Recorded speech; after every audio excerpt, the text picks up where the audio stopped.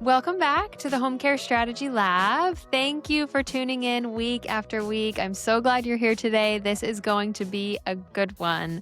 I have been trying to get someone on from Senior1Care in Indiana for some time now, and after meeting today's guest, it has been worth the wait. So in the lab today, I am joined by Jane Francis, the Executive Vice President of Senior1Care. Jane, thank you for joining me and welcome to the lab. It's an honor. I feel like I'm with a movie star and a friend at the same time. That is okay, that I love. When people say movie star, I blush and I get uncomfortable, but a friend, I want you to feel like you know me because you have been an Exactly. avid listener, consumer of this podcast for a very long time. And then I got to know you and we met and I'm like, I want you on the show tomorrow. When can you join me? But you're busy, but the timing is right. So I'm so excited to have this conversation. I want to give a little teaser of your background, and then I want you to fill it in with some of the details. But when we met a couple of weeks ago, you gave me the long version. So I'm going to give the short version, and then you can kind of fill it in. But you were born into a big family. I think you said 9 of 13, born creative in a family of maybe like right brain people. So you started out as a hairdresser, turned nurse from degree from Purdue, turned top sales rep in the jewelry industry, and then went on to lead biz dev at a huge senior living business. And then you channeled all of that, and now you are growing a home care company like crazy. And I want to know what you're doing and how you're doing it. So before we get into that, highlight some of your lessons learned in your career that have led you to where you are today. Well, I always say when you look at life experience, and I think of our clients, one of the first questions we ask our clients when we get to know them is, tell me about your life. And what's neat about that is you learn, number one, how remarkable they are as a person and what they've accomplished in their life. And it necessarily wasn't always easy, right? But the common denominators that I would hear over and over and over again working with our clients is they had a belief system. They had either someone believe enough in them to start their journey, whatever their career path, or they just had that belief already innately inside themselves that they could just, that was their launching pad. And then the next step is they connected with people in their life that you always hear about, people who say, if it wasn't for blank, they really made an impact on my life. They made me a better version of myself. They invested in me. And so that connection of mentorship and people who are going to invest in you. And then the third is really that same successful person has that grit and tenacity. You can just see it. They're failing forward. They're taking it and they're just gonna keep repeating. They're honing their craft and they're not gonna quit until they get there. And so I look at kind of my journey of where I started, and vulnerably, I will tell you, I was a person that didn't believe in myself. I um, had a lovely upbringing. I love my family, but I suffered from, like, I would compare myself to other people. And so, I had to have someone believe in me until I could believe in myself. My family did great, but it was all in my head. It was my husband. He said, you know what, Jane, you are a great hairdresser, but boy, you would be an amazing nurse. And I was fearful because I'm like, well, I don't know if I could start an IV, or I don't know if I could, what happens if something happened and I kept thinking of all the what ifs. But what I would say to all that is, I did that. I became a nurse, and it really is the backbone of who I am. I love helping people. I love serving. But then it got to the point where I still had that creative side of me. I had that entrepreneur side of me. I had that wanted to keep growing. I wanted to keep learning. And I was 34 years old. I was the director of a very progressive surgical center back in the 90s, when that really was when surgical centers were just becoming surgical centers. I had a great job, but I felt like something was missing. a part of me, like I needed to do more. I wanted to have a little more flexibility as well. And so I was introduced to a direct sales company, and this direct sales company was based out of Dallas, Texas. And at the time I started, they had been in business for about 15 years, and they had a top reputation, and their values aligned with my values. And I thought, I think this is a place where it's going to make me a better version of myself. I could see myself um, really learning how to build a business. And I knew nothing about jewelry or sales, but other than the fact that I knew I was drawn to the mission of enriching lives and making a difference. And they called it direct service business, not a direct sales business. So for 19 years that I worked with Premier Designs, it was all about you're serving, serving, serving. We weren't selling anything. So with that, I think it's really important that I note that these 19 years were probably the most crucial building blocks for me personally as a person. I became a better wife, a better mother, a better leader, a better everything because of this company. They invested so much on the inside of us to make us a really good person that allowed us ultimately to create pretty large profits. When you focus on the people, the profits come.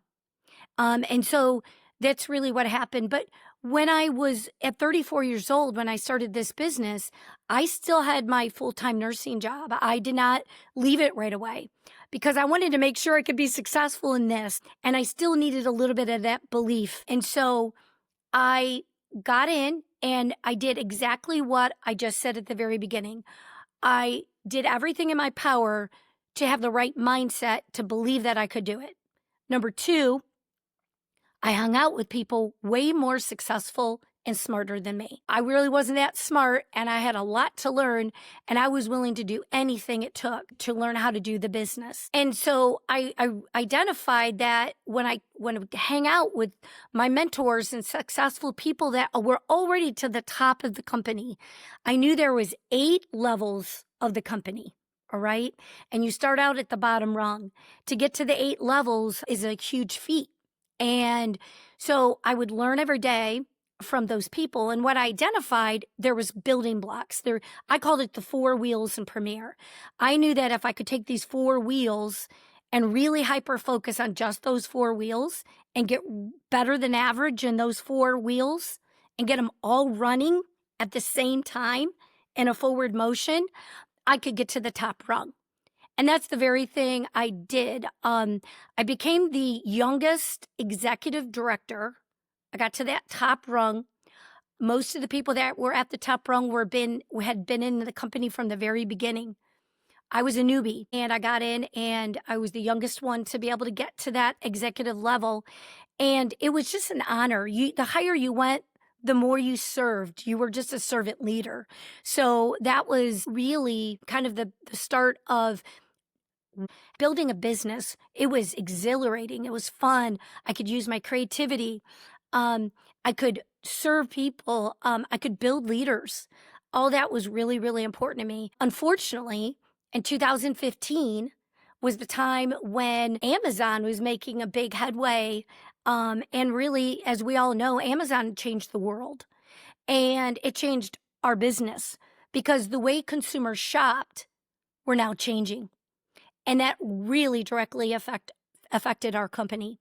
With 45,000 sales reps in that Wow. company, I was the top 10 of that company. I was working with the owner of the company of looking at how could we change the model? How could we reinvent ourselves? And we did for 4 years. We tried to as fast as we could, but we couldn't turn the ship around of 45,000 reps fast enough. And then COVID hit. Um, so at 2020, approximately 2020, 2021, Premier Designs closed its doors and it was a debt-free company. If that tells you anything. They were at the top of their game for 30 years. So I had to reinvent myself at that point. And I knew I was either going to start my own business retire early, which that wasn't really in my cards, or find something that I was passionate about and I was called to do. And I saw an Indeed ad, and it was for a very reputable, very awesome senior living community that's a top company in the nation. And I loved their value systems and their core beliefs. I bought into it. I applied, and I basically worked for a big difference, salary difference from when I had built my own business and had created. I had to start all over, essentially, start over. But to me, I didn't look at it. I looked at it as I was going to, once again, I was going to learn the industry, and that would someday would be valuable for me. And that's the very thing I did. I was a business development specialist there, did that for 2 years, and then they pulled me into a new community in the Fort Wayne marketplace, and I was their inside sales specialist, and that's where Senior One found me. My goodness. I'm so glad you just dialed through all of that because there's going to be so many parallels to your previous lives that have influenced what you've done at Senior One. So I'm glad you dialed through all of that. And I look at you and to hear you say that you weren't confident in yourself and had to like surround yourself with smart people. I look at you now and I think, oh my gosh, you're absolutely one of those people. But there's that imposter syndrome in all of us that we're not good enough, that we can't do it, that we're not cut out for this. But I look at you and I think of your track record and I think, oh my goodness, like you are a top performer, but you've become that over time and you're a lifelong learner and you've surround yourself with these mentors and with smarter people. And I think we all are doing that to some extent, and that's how we learn and that's how we grow. But you have started over. The other thing I wanted to know is a lot of people in home care, it's kind of like their second or third career. They've kind of like run their course on different things and they get into home care. For you, this is like career 5 or 6, and you've taken so much accumulated knowledge and now you're channeling it into your role today. And that's what I want to unpack is you joined Senior One about 4 years ago, right? Correct. Not very long ago, just 4 years ago, and your track record at Senior One is extremely impressive, and so I wanna unpack what you've done to achieve this year-over-year growth that you've achieved. So, let's go back to 4 years ago. Senior One is about a 20-year-old company, and at the time when you joined 4 years ago, there were just the 3 offices, and they were doing maybe 14, 15 million in revenue, and they hired you to launch a new office, a new market that they were starting up at the time in Fort Wayne.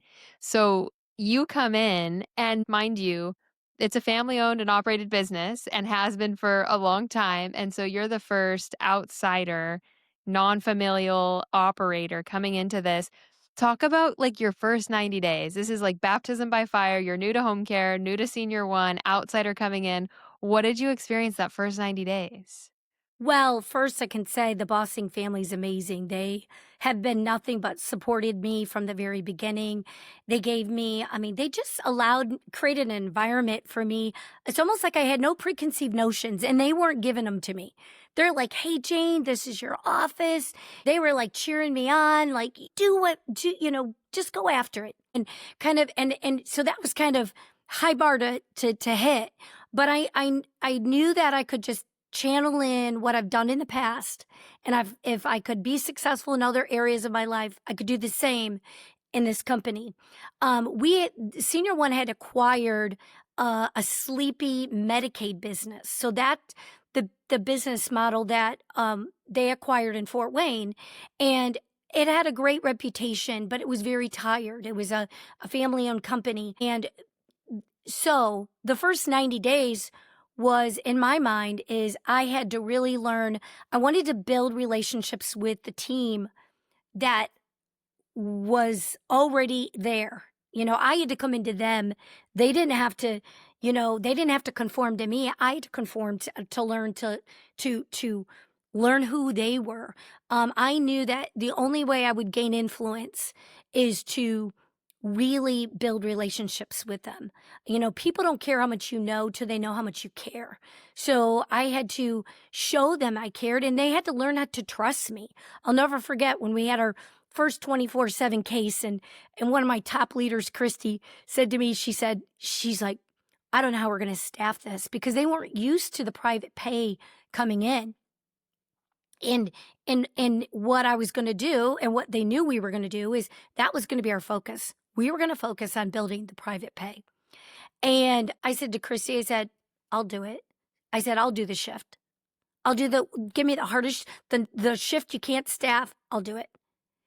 And I think that's kind of what it took is that I was in the camp with them. I'm a big visionary. So I just already knew we were going to dominate the marketplace. We were going to be the very best. We were going to do our serve with excellence because that's my track record of being part of those type of companies.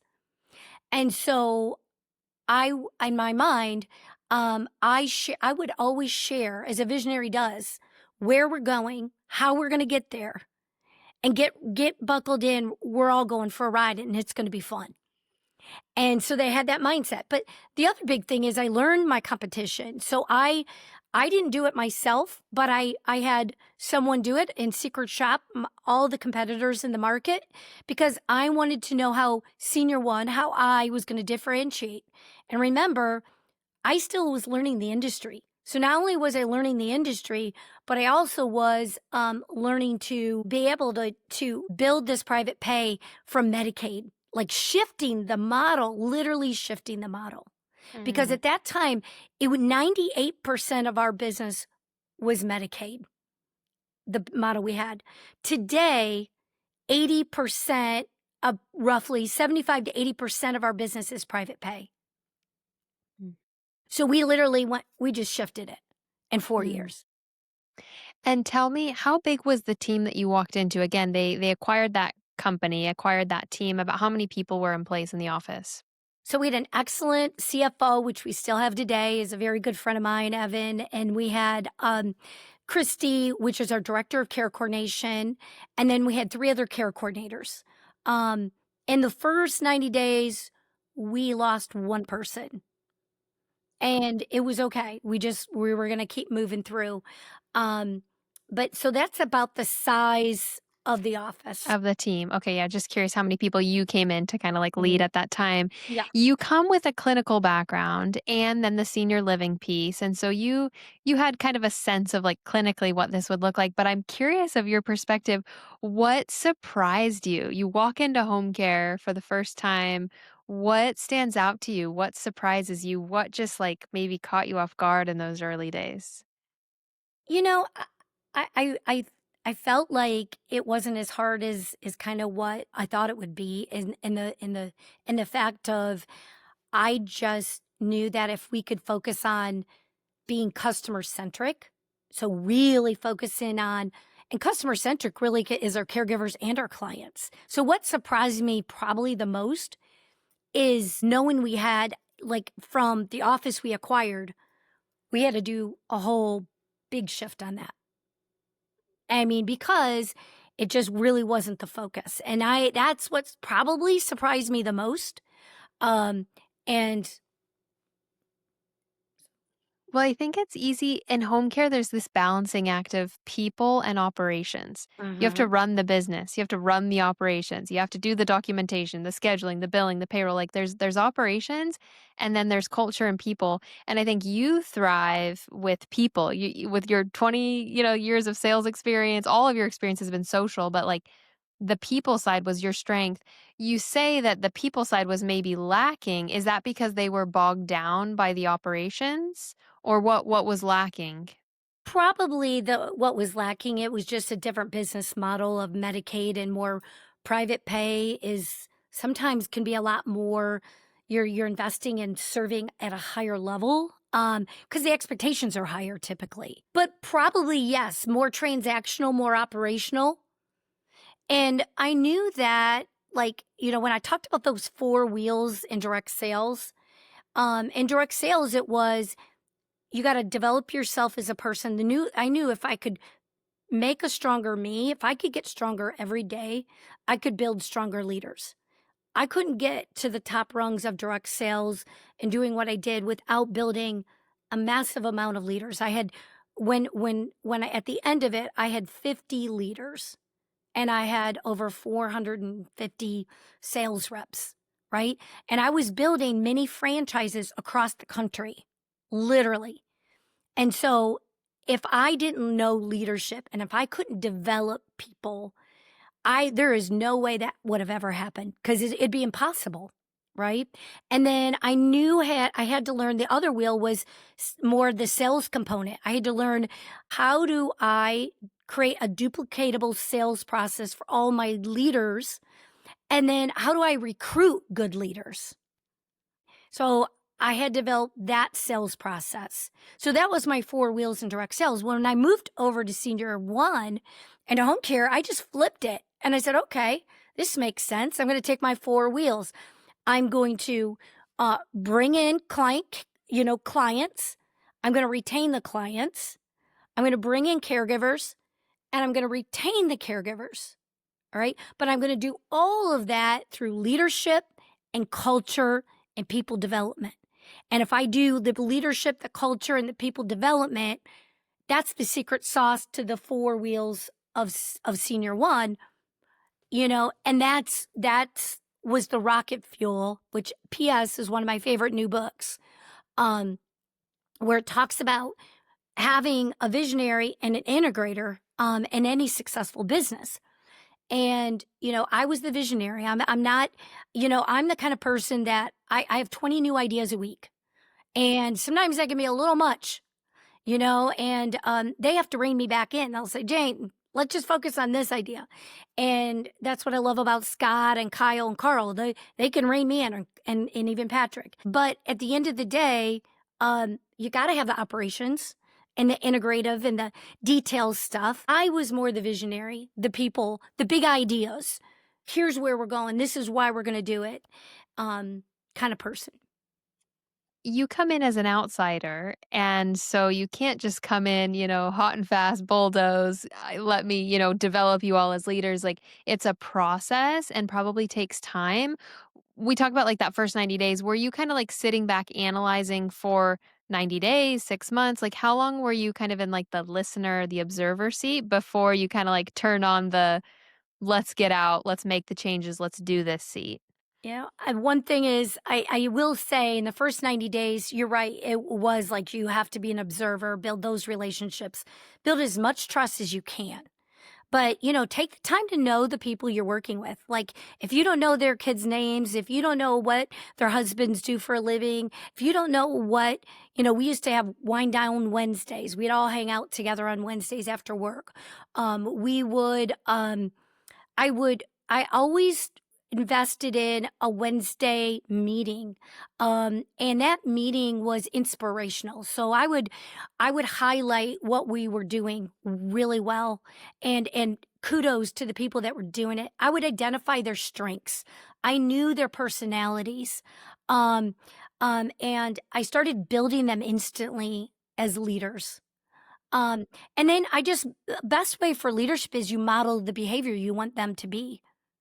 So I did a lot of just modeling of behavior, and that started clicking. But I loved our Wednesday meetings because I would always do an inspirational video. I would talk about like whatever challenge we had, I would do a video on that challenge. Like if it was teamwork, if it was whatever it might be. But I kept their eyes on the prize of where we were going, and how excited we were to get there. And they just jumped on the bus with me.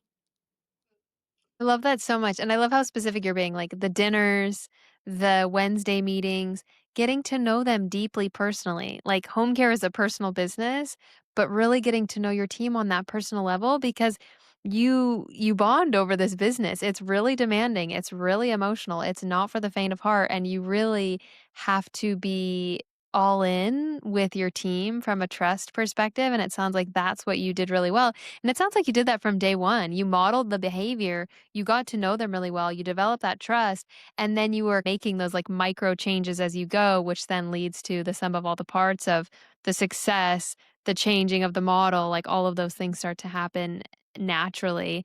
What about culture? And maybe this goes hand in hand with what you were just saying, but It's not easy to change culture. Like, likely some of these people were pretty set in their ways and they were used to doing things a certain way.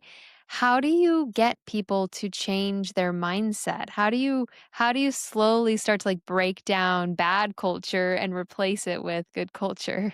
So everything that I don't like to do now as a leader, meaning I don't like to I like to be able to delegate and hand off, delegate, hand off, delegate, hand off, because I want everyone working at the top of their license, as Carl Bossing would say.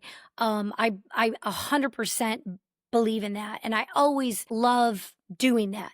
However, in those first 90 days, I had to be with them so they could pick up on what I was doing. So, for example, when I they would interviews would come in, I would sit in on the interviews and I would let them interview, but then I would do kind of character questions, and I wanted to know their soft skills.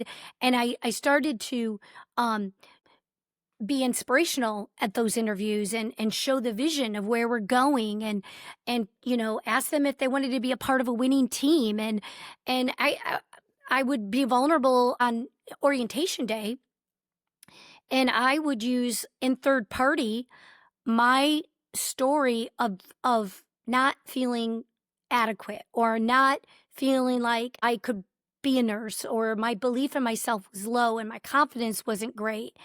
And I share that story in third party in orientation. And then at the end, I would say, that person was me. And they would all be like, oh my gosh. And I go, you know what? We're all in the camp together. We're here to make all of us better versions of ourselves. We're going to challenge each other. But I'm going to believe more in you than you do in yourself. And so is this team. And I would have the team around me when I said it. And then I would say, we have mentorships here. We're going to mentor, we're going to invest in you as a person. Because my whole life, I've been so blessed and so grateful for all the people who've invested in me. That's my belief. I want to invest in you. And I shared to them what success looks like. And then I said, and then we're going to all have grit.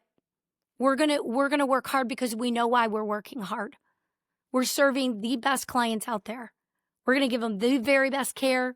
We're going to allow them to thrive, not just survive. And so I was in there with them in all the steps. So in recruiting, until all my leaders were doing it without me, if that makes sense. Yeah, you're the third person that I've talked to recently that's highlighted grit as a quality or trait that they're looking for in caregivers. Yes. Grit specifically. We talk a lot about compassion and heart, we talk about kind of like that side of things, but like I said a minute ago, home care is not for the faint of heart, especially for the caregivers. And you're looking for that grit and you're trying to identify if they have it or not in that interview process. And I love that you cited the interview process as something specific that you came in and you saw that there was room for improvement. And then you led by example. And then it's just that ripple effect. Everyone starts to notice, starts to feel the change. And then long story short, people are doing it themselves. Operationally, what else wasn't maybe going well that you helped kinda tweak and turn? What other operational things, billing, payroll, scheduling, like, what else wasn't going super well that you had to kinda, like, course correct on? Well, truthfully, that was all awesome because Evan, at that time, and does more now, and he has a team, but that couldn't. I mean, I didn't even have to worry about that. Like that was a godsend. I didn't have to worry about that. But I think probably the biggest thing was the sales process. Like when someone calls, the discovery. There really in all of senior one, there wasn't necessarily a strong process. It was more, oh, how can I help you? That kind of thing. But I wanted to be really, really dialed in on that customer centric approach. And so probably my biggest passions was building that right out of the gate. And so that's probably what grew our private pay so quickly, is that strong discovery sales process.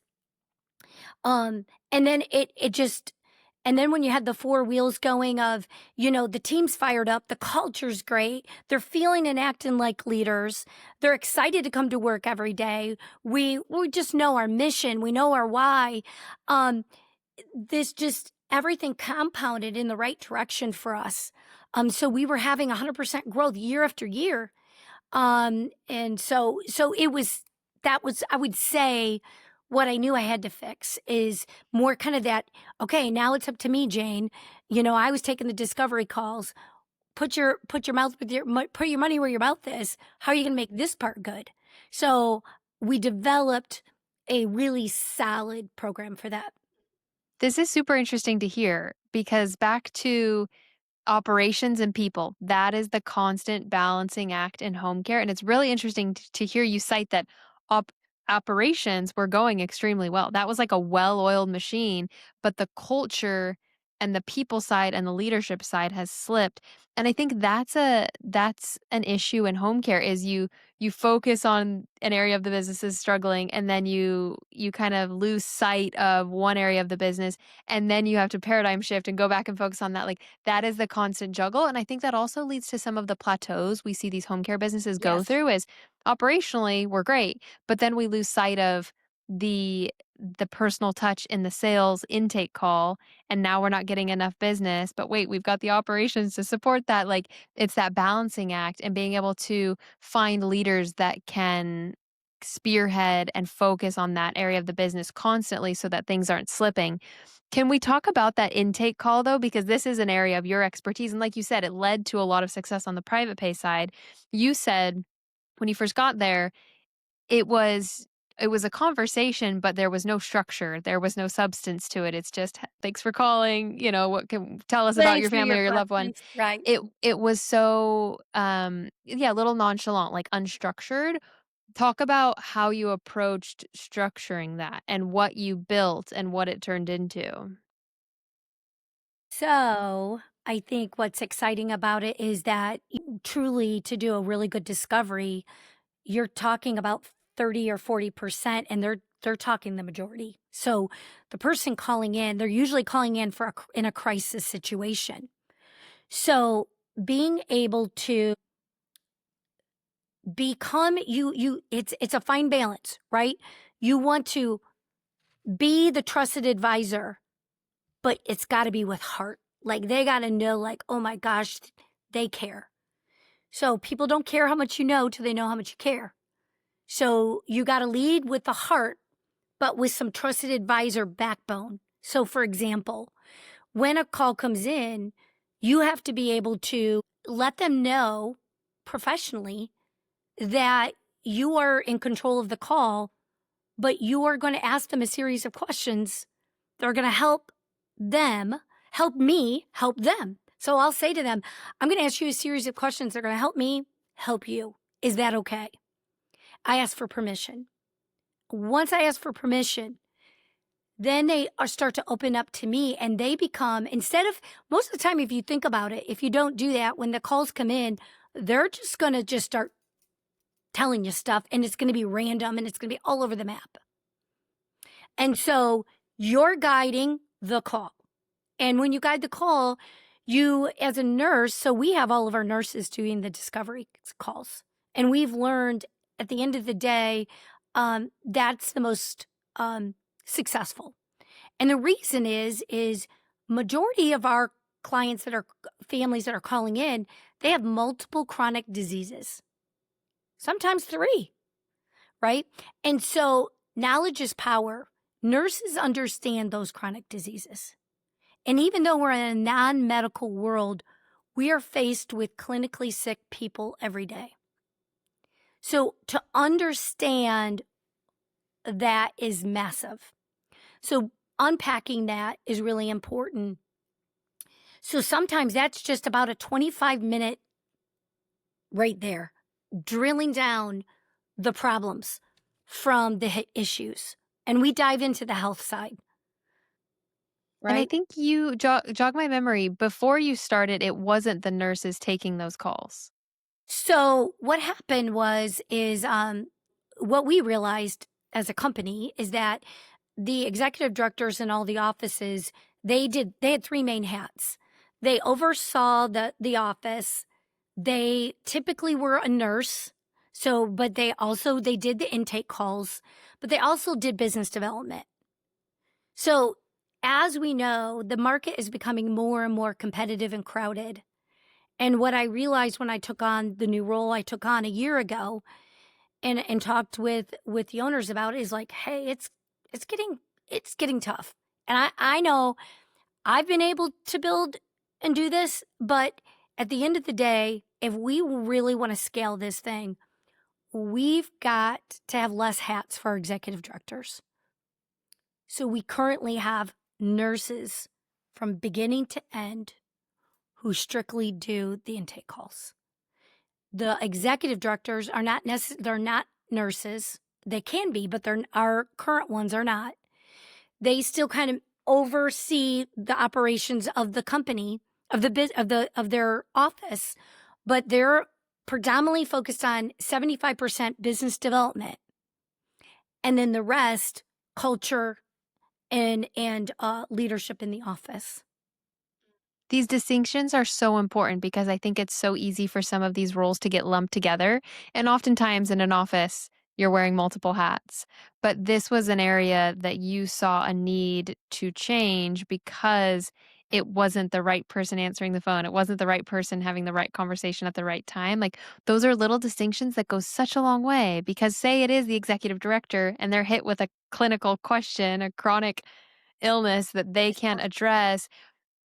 You talk about being a trusted advisor and being able to advise on that call. If you can't give advice in that first call, there's 100 other home care companies in your backyard and they may go somewhere else. So that distinction is so important. So share that one more time. So each office, so today there's 4 offices. Share kind of the leadership hierarchy in each of those offices again. So, and really quick, there's actually there's I gotta think here, South Bend, Carmel, or Elkhart, and then there's 6 offices. That's right. So there's 6 offices. Oh my gosh, I had to make me think. So yeah, so 6 offices. And how it pretty much looks is there's an executive director, there is a nurse that oversees an office, and that our nurse can be is hybrid. So she's virtual and she's also in person a few days a week in the field. So we have nurses oversight in all the offices. Then we have a director of care experience. That's Christy, who I talked about earlier, but we have one of those in all the offices. And they're now pretty much overseeing the office. The executive director just focuses on the high level. Like if anything really gets to a certain point, gets to the executive director, but their really main focus is business development and making sure operations beginning at the end of the day everything's going good. And then we have a care support specialist. As I was growing, and I think what has been nice is that I have the business development experience, I have nursing experience, I have sales experience. So every one of these I can live and breathe. I can jump into it because I've had that experience. And so as I was building our office, and it wasn't just me, obviously, it's our team was building it. Um, I could identify things and change things. And what I realized as I was growing the Fort Wayne marketplace is I'm all about delegating and building leaders. And I knew, okay, the business was coming in so fast, the private pay. So what I needed to do is make sure that on the back end, we were retaining our clients and caregivers. So I had Jamie that was in our office. She's a great leader. She's a strong people person, right? And she's a certified nursing assistant. She was a past educator. And I said, you're going to follow me. I'm going to start up these cases, but you're going to follow me and make sure these cases go well. I said, you are me in the field. And she's just like, yes, yes, ma'am, and so, and that's how we eventually created care support specialists in all the offices, because we knew if quality and our standard of care and excellence is massively important to Senior One and to me, and we're not going to compromise on quality. So they invested in that role because they knew, we're going to make sure that we've got more field presence in the field. Mm.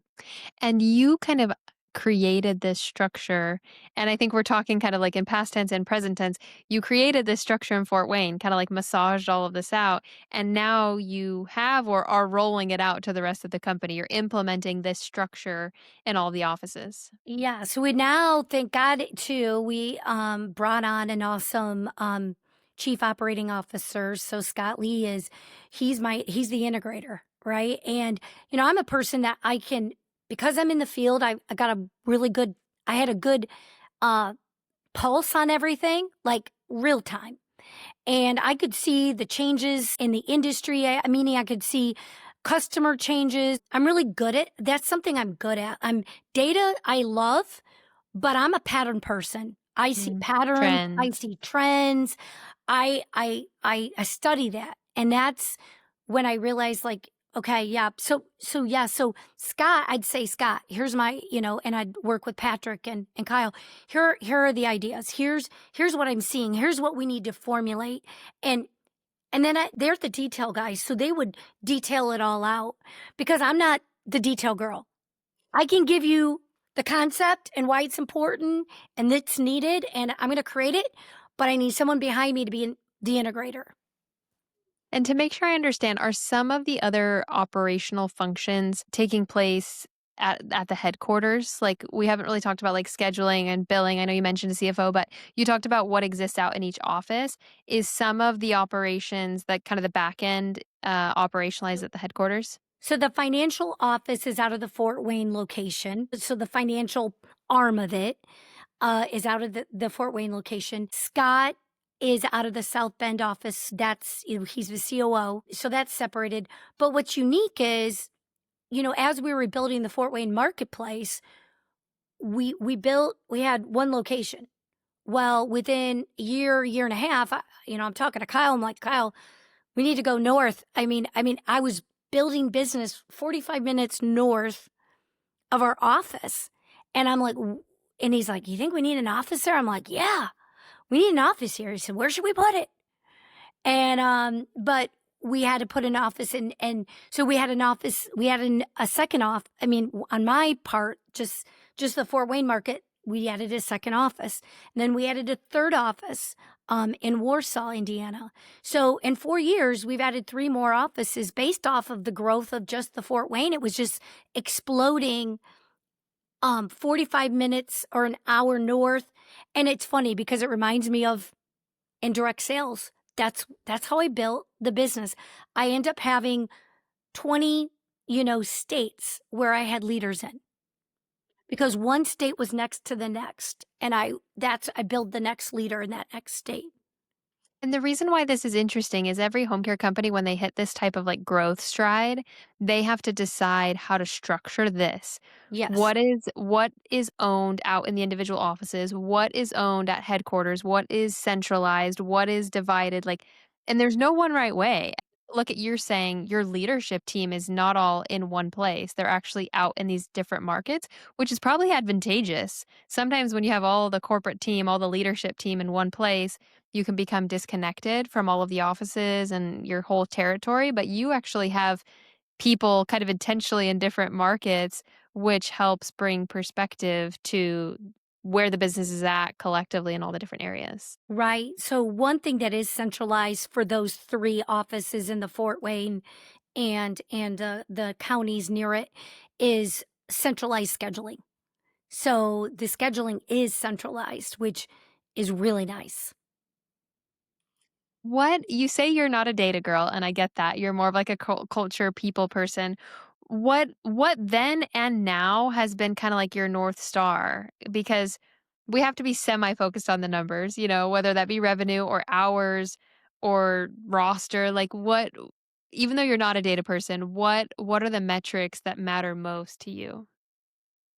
You know, it's funny because I always say if you focus on the people, the profits come. So for me, I, if I know that the metrics and the number of I know the numbers are really important, and it's always our focus. that we're always looking at them weekly, because you have to be looking at them. But I'm constantly reminding my leaders and my team about the four wheels in Senior One. Probably the biggest challenge for me is when I had one office, I could model my behavior. They could see me in action. They cannot see me in action at every location anymore.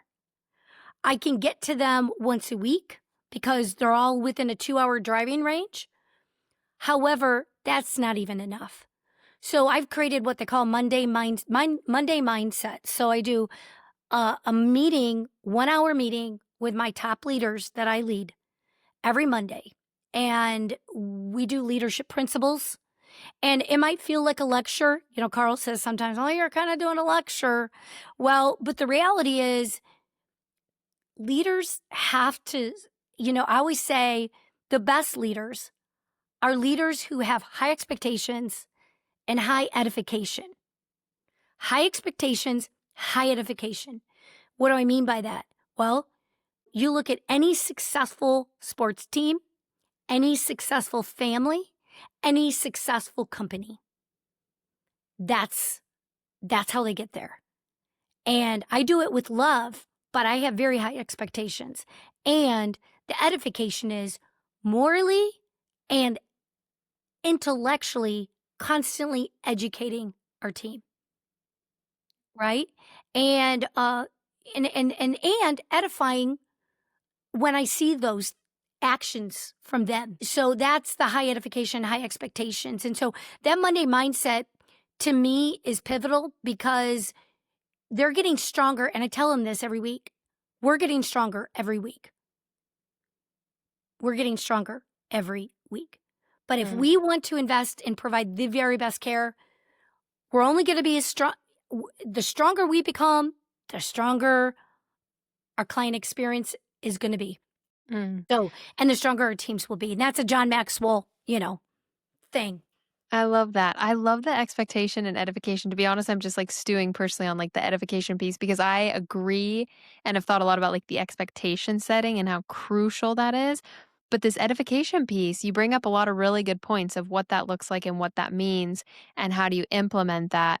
And I love what you're saying of Jane can't be everywhere all the time. You want to be, and you are really connected and really close with your team, but you're to the point where you can't be everywhere all at once. But what you can do is still model that behavior, meet with that team, give them that like energy boost. Like that's what I get from you too. It's just like this energy boost. And every company needs that. Like, again, this is a hard business. There are long, hard days that you don't think you can get through, but you are just like this breath of life for the whole company, and they feel that, and then they're motivated to go out and do that themselves. I wanted to ask a question about you have a good pulse on your leaders and on your business. Some companies do like satisfaction surveys. Like how do you keep a pulse on not just your leaders, but like all the administrative staff and all the way down to the caregivers? How are you personally like keeping a pulse on those things? Is it something like surveys? Is it something else? Is it phone calls? Is it check-ins? Like what is that process? So, Lori Allen, that is a great friend of mine.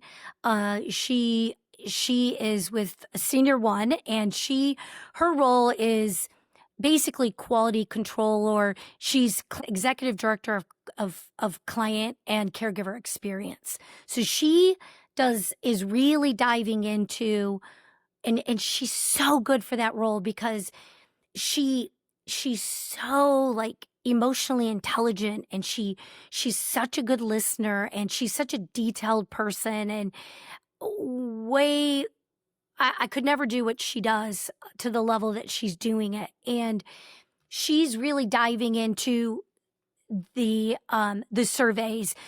She just recently just met with key caregiver groups in all the company and asked them a series of questions because we want to provide a better caregiver experience. So she got all the data from them, and then from there she's going to build out how we're going to roll out from beginning to end. What can we be doing better?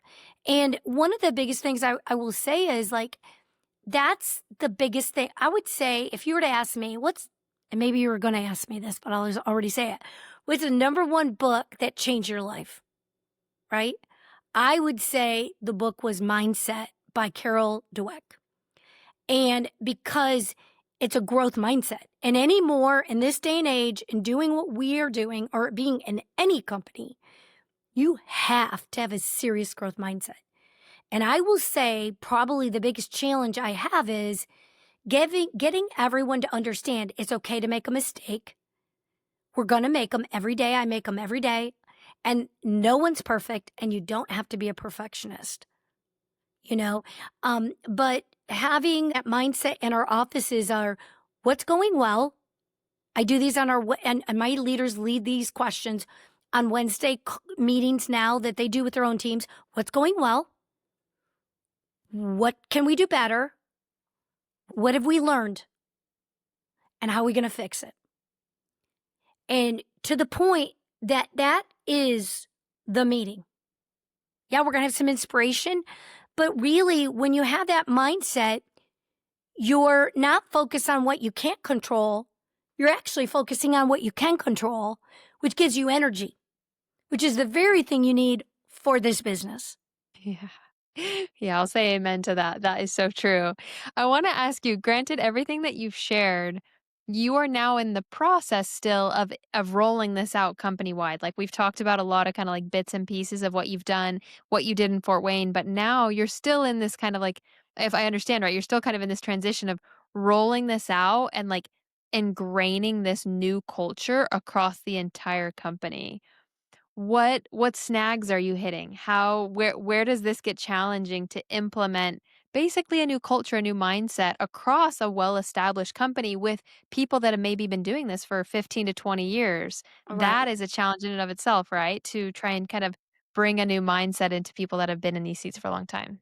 Well, when you read the book Rocket Fuel, it really gave me hope because I read the book and at first I was all excited because I was like, okay, yeah, they make you take a test and kind of identify who you are. And I've done a lot of those throughout my career. But this one was more, are you a visionary? And I scored like off the charts on it.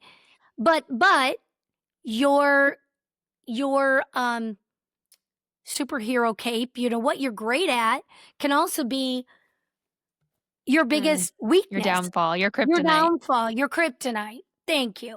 And so what I realized is that as I'm going through this change, I'm excited. I know it. I feel it. I've got energy. Some people, I've had people call, and they say it in a funny way, but I'll come into an office and I'll go, "There's the Tasmanian devil. Like I'm in, I'm all over. I'm excited because I'm excited, but I have to slow down and articulate and communicate why we're changing." And so I have to remind myself, Jane, you got to go slow to go fast. And this is a lot for everyone. And 70% of people resist change. So it was very insightful just talking with you when we first talked to talk about this podcast. And you asked, what did you do in the first 90 days? And that made me really think. And I sat back and I thought, I need to never forget that. Like, never forget how I started a new branch, because I think what I did when I was able to oversee and blessed to do it, the business development over all the offices, the 6 offices, um, I kind of went into action mode, and I needed to do what I did initially, and that is build relationships, get them to trust me, Mhm. and get them to understand the why what we're doing.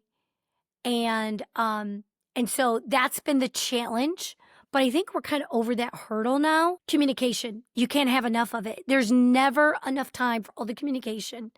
And I love to communicate. So I always tell my leaders, just pick up the phone and call me, or let's do a Teams, or I'll be at your office. I'm always saying I'm in the camp with you because I really am. Mm. I love the vulnerability of what you just shared because you have all these ideas and you have a proven track record. You know, what you did in Fort Wayne, you could easily think, "Oh, I'm gonna go and just implement everything that I did in every other office, and they're gonna have that level of success." But I love what you're saying of that's not the way, and you have to meet people where they are. As a company, you want everyone to be at that level, in 6 months, but it's like everyone resists change differently. Everybody approaches new processes differently, and so you really have to meet people where they are, go slow to go fast, and get that buy-in, right? You're working with people, again, established people, and you have to get that buy-in for them to really be bought into this mindset and into this new culture.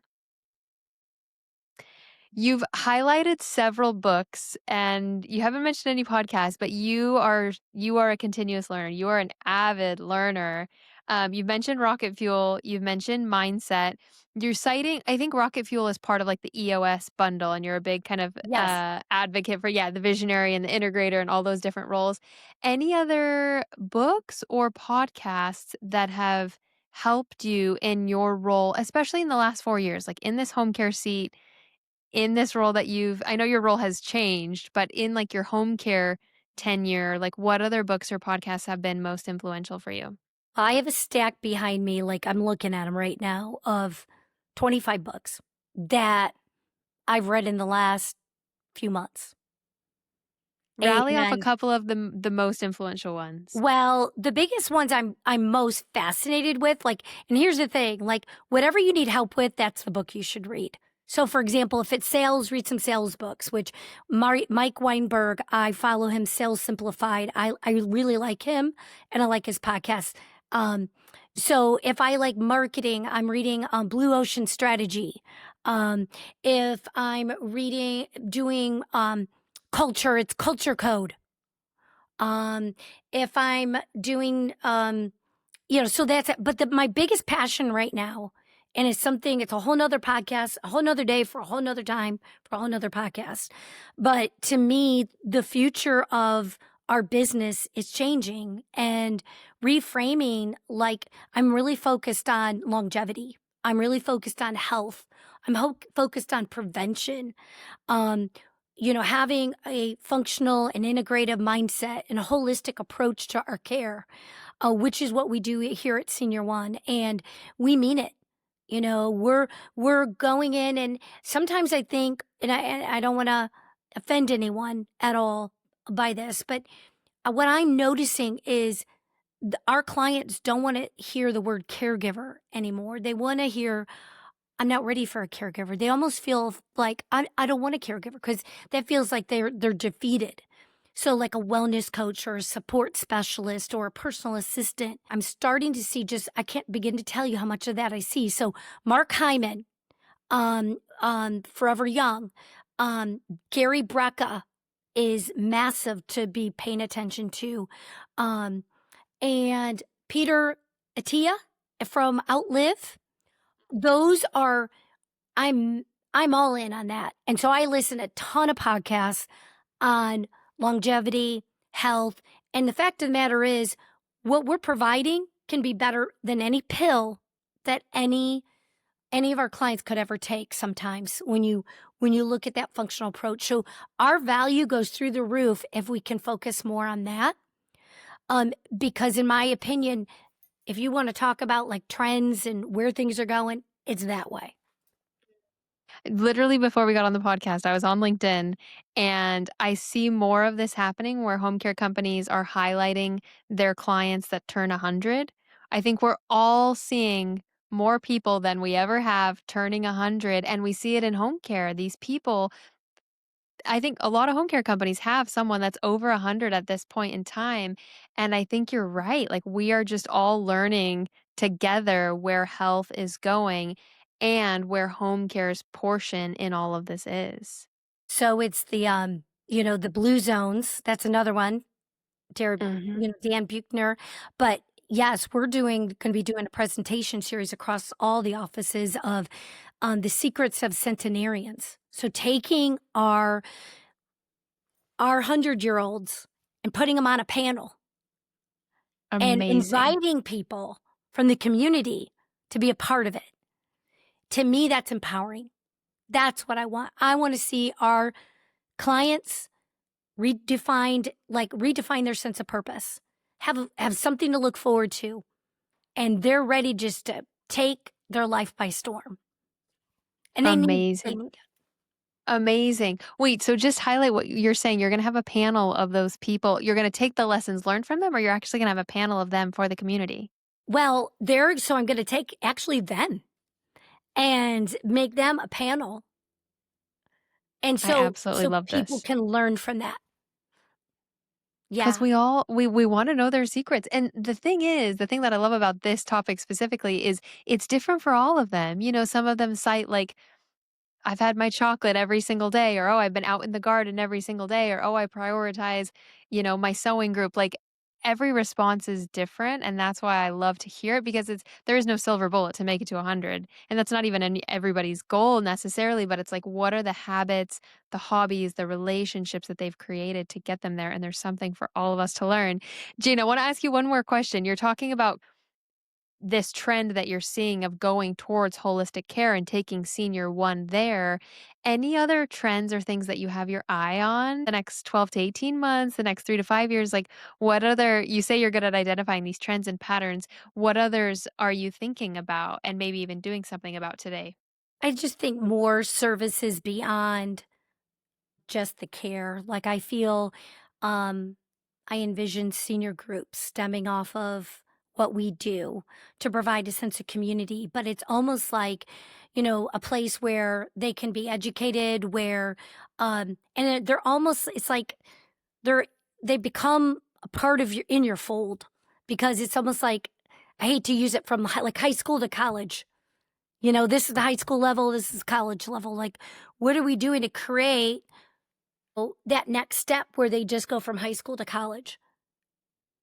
So I envision something like that. I think it's much needed in the communities, and I think I just haven't had time to get there yet with all of that. But it's my dream. It's one of my goals to do.